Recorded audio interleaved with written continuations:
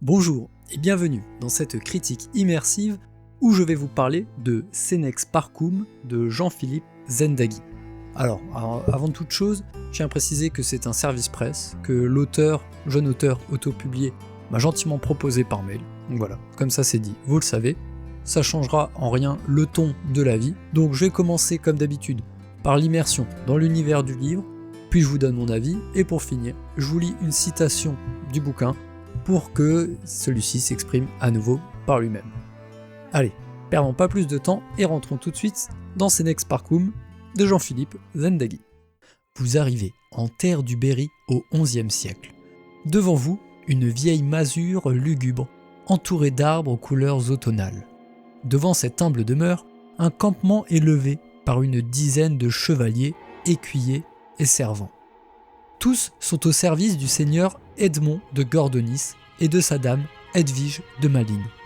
Ils ont quitté leur château et sont maintenant en territoire ennemi afin de sauver leur fille Hermance, gravement blessée au dos par une créature inconnue. La propriétaire de la maisonnée n'est autre qu'une sorcière dont on dit qu'elle peut soigner tous les maux. Mais à quel prix ? La fillette sera-t-elle sauvée de son mal ? D'autres dangers insoupçonnés se cachent-ils en ces terres ? Il vous faudra lire Senex Parcoum de Jean-Philippe Zendagui pour le savoir. Alors, Senex Parcoum, c'est un roman, enfin plutôt une novella, qui est auto-publiée par Jean-Philippe Zendagui. Ça a l'air d'être son premier travail publié, même si auto-publié. Novella, donc 80 pages, ça se lit rapidement. Ça va être un roman de fantaisie historique qui se passe au XIe siècle dans la région du Berry. Il va également y avoir un côté mystère et horrifique qui sera bien marqué à l'intérieur de celui-ci. Et du coup, on va y suivre le seigneur de Gordonis et toute sa suite, son os, qui vont le suivre dans un territoire ennemi et un petit peu mystérieux, où ils vont du coup se rendre chez une sorcière, une guérisseuse, afin de sauver leur fille, qui a été grièvement blessée par une créature inconnue. Et c'est du coup dans ce contexte-là que l'on va découvrir un petit peu ce qui va se passer pour les divers personnages qui font partie de cette suite-là. Et également la sorcière, comment elle va se comporter, quelles vont être ses attentions, etc. Au niveau des personnages, on a donc un roman qui est polyphonique, où on va voir se succéder plein de personnages différents qui font partie du coup de la suite du Seigneur de Gordonis. Personnages très différents, tant par leur rang social que leur caractère. Ils sont décrits de façon précise, donc on se les figure bien en termes de caractère et d'attributs physiques. Mais si j'avais un reproche à faire à ce niveau-là, c'est que 80 pages, c'est court. Et il y a beaucoup de personnages qui se succèdent de façon récurrente et rapide au sein de cette novella.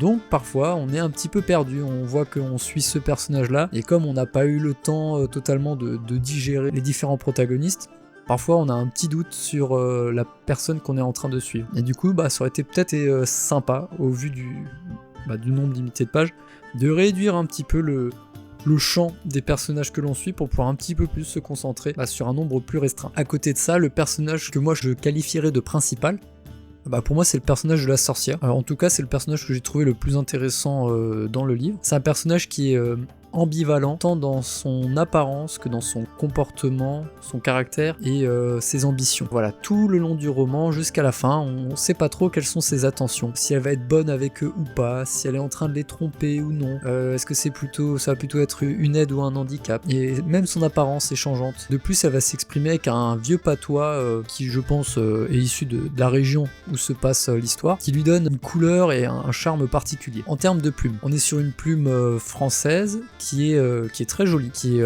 assez descriptive et qui fait l'emploi de façon assez prononcée de vocabulaire spécifique au Moyen-Âge, qui rajoute à la crédibilité historique de cette fantaisie.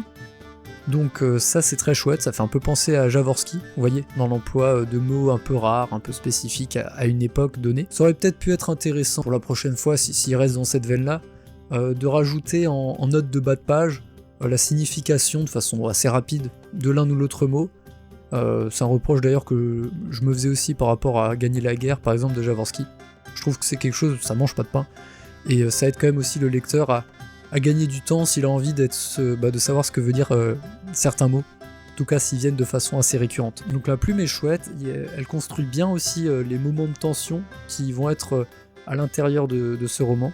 Je trouve vraiment que c'est un des points forts de l'auteur, c'est sa plume que je trouve vraiment très agréable à lire. Les thématiques abordées.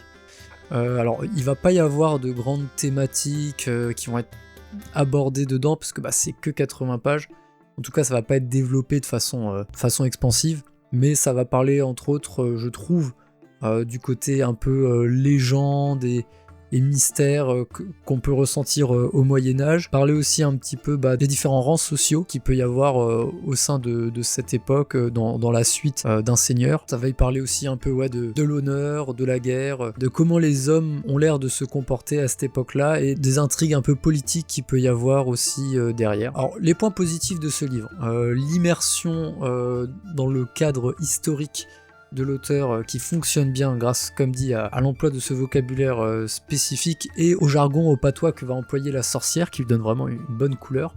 La plume qui est belle et qui décrit bien les choses. Le build-up tout au long de cette novella, quoi, la montée en tension, en mystère, et puis qui va aller dans l'horreur, qui fonctionne bien. Voilà, donc belle ambiance, jolie plume, ça c'était chouette. Maintenant les côtés négatifs. Alors comme je l'ai dit précédemment, je trouve qu'il y a trop de personnages qui s'enchaînent par rapport à la taille que fait le livre. Donc ça perd un peu, je trouve, en clarté parfois, et aussi en attachement envers les personnages.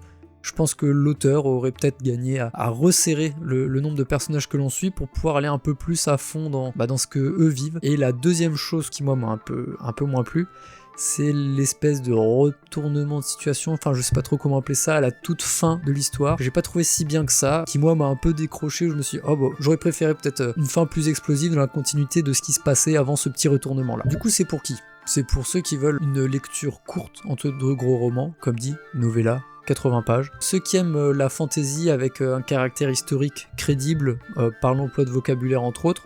Donc on pense ici par exemple à Jaworski.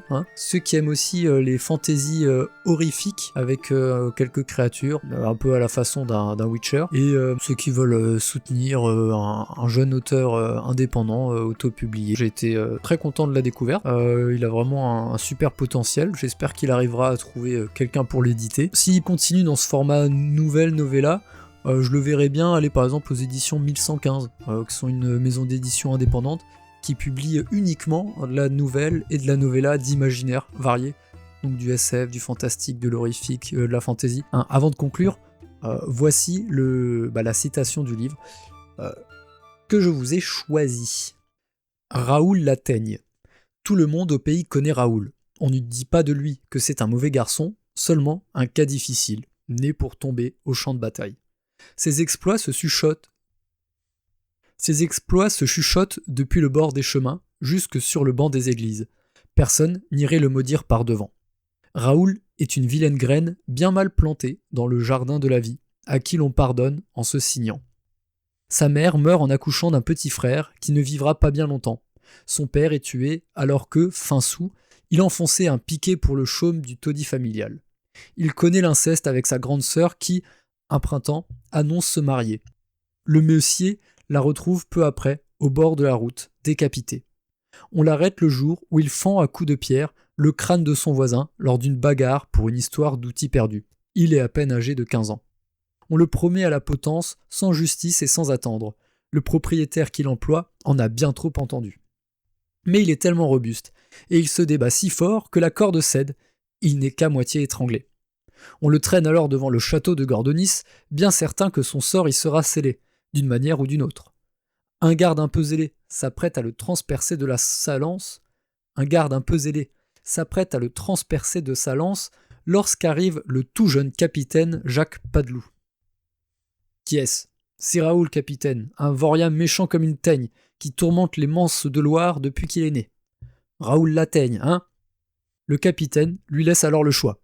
Une carrière de soldat ou la mort, séance tenante. Et voilà, je vous remercie d'avoir regardé la vidéo. À la prochaine. Salut!